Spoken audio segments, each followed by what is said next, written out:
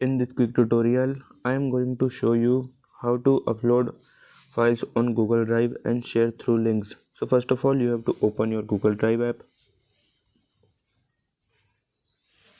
Now you have to click on this plus icon.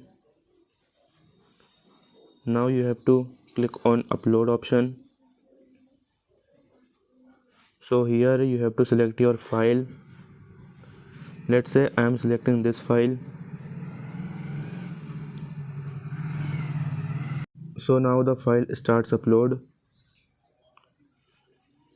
So you can see this file was uploaded. So if I want to share his link, so simply click on these three dots. Now you have to click on share option.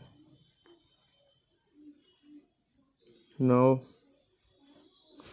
you have to click on this lock option, not shared option. Now you will see this option. Here you have to click on this option. Now you have to select viewers option.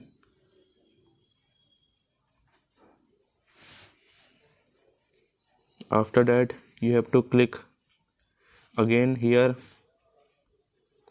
Now you have to copy link by clicking here. So as you can see, I copy my file link. Now I can share anybody this file who I want. So that's how you can share file through link in your Google Drive. If you like this video, please subscribe to my channel.